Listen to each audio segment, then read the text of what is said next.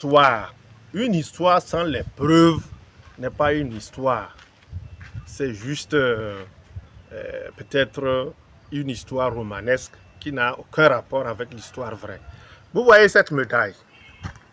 Cette médaille que je vous montre, c'est la médaille reçue par le chef Yentougouli des mains des Allemands. Et seul Nambiema Bonsafo avait cette médaille. Comprenez? Et si vous allez au musée régional de Dapaon, vous verrez là-bas aussi le drapeau des Allemands et beaucoup de vestiges, les épées, ainsi de suite. Et c'est avec ça qu'on fait l'histoire. On ne peut pas faire l'histoire sans les vestiges. Donc, quand on vous présente, on vous dit quelque chose, on vous présente les preuves.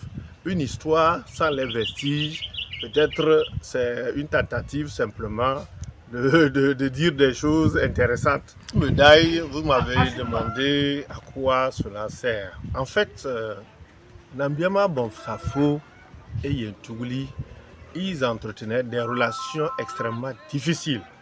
Parce que vous savez, il est difficile à un guerrier qui sait que il ne peut pas se faire minimiser d'accepter n'importe quoi.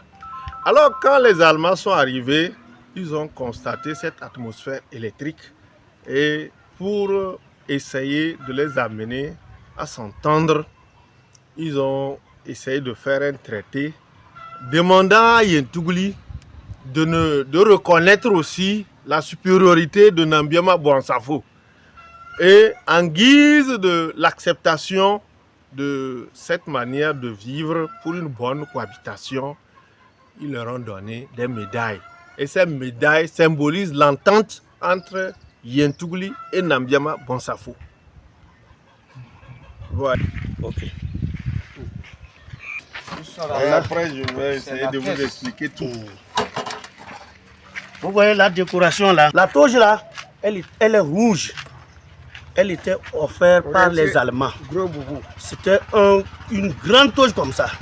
Donc, ici, avec cette décoration, Roger, vous voyez, la décoration là, c'était ici avec ça. Avec cette toge rouge. Donc, c'est offert par les Allemands. Au roi Yentougouli. Vous voyez? Ne se lève pas le ventre plein de pâtes et de sauce pour aller faire la guerre. Le guerrier a toujours des pouvoirs surnaturels. Et vous voyez, ça, tout ça, c'est des amulettes qui étaient sur les vêtements de Yentougouli. Vous voyez qu'on a rempli toute une... il reste encore dans la caisse. Il y en a encore dans la caisse. Si on veut tout prendre, on va remplir une cuvette. Et chaque amulette, ou bien chaque talisman, avait son rôle. Et si ce n'est pas nous, les vrais descendants de ce guerrier, personne ne doit toucher ceci sans avoir la malédiction. Parce que nous sommes ses descendants et nous pouvons toucher, nous pouvons même utiliser si on veut. Donc, les preuves. Je vais ouvrir le courant. Bon, au moins, il n'a qu'à filmer ceci, les pages. Les gens vous-même vont voir. Et c'est le Coran qui a été offert par les Almoravides.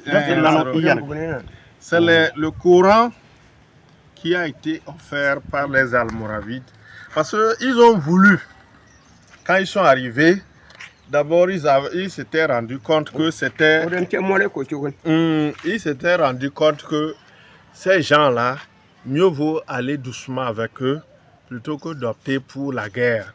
Quand bien même ils étaient des guerriers, ils se sont dit qu'il fallait maintenant nous amener pacifiquement et à abandonner nos coutumes ancestrales et épouser le Coran. Et c'est en ce moment qu'ils ont offert ce Coran à notre grand-père. Voyez les écritures arabes. Vous voyez? C'est ça.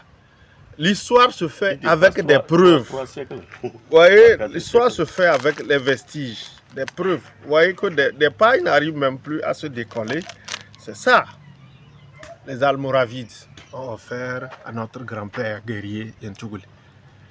C'est lui le fondateur de Kantindi. À chose, comme on appelle, La guerre. à la guerre. C'est ça. Il y a, bon, on ne peut pas tout dire. Il y a des sacrifices avec les bêtes qu'il va faire avant d'aller. Vous savez, je vous présente une petite hache. Vous avez vu ce semblant de caillou avec des plumes là-dessus. Ces plumes, ça date de longtemps aussi. C'est vrai que par moment, on en fait quelque chose aussi. Par exemple, quand on a pris l'atmosphère du pays, il fallait peut-être qu'on fasse quelque chose pour être en sécurité. Mais cette hachette-là, vous avez vu, quand ils veulent aller à la guerre, il y a un rituel de la guerre qu'il faut faire sur cette pierre avec la hachette. Il y a une manière de faire. Donc on ne peut pas vous déballer tous les secrets. Parce que nous sommes dans un monde où peut-être demain on serait confronté à une situation où nous allons faire encore appel à tout ce que nos ancêtres faisaient. Donc on ne peut pas livrer tous les secrets. On va vous laisser vous aussi deviner le reste. Je vous présente ça. Vous avez remarqué toujours qu'il y a des talismans là-dessus. Et il y a des talismans qui se sont décrochés. C'est toujours pour Yentougle. Ça, vous avez remarqué que c'est un semblant de chapeau. Effectivement, c'est ça. Donc, tout ceci, c'était des talismans qui entouraient le chapeau. Et il porte ça avant d'aller affronter s'il y a quelque chose à faire.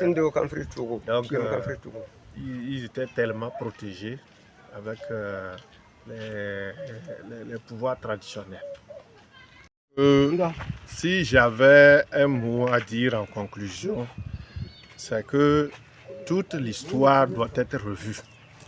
Pourquoi? Parce que quand on nous gave de fausses histoires, franchement, ça ne nous arrange pas. Et ça ne nous arrange pas et ça n'arrange personne. Nous avons souvent de belles histoires sans preuve.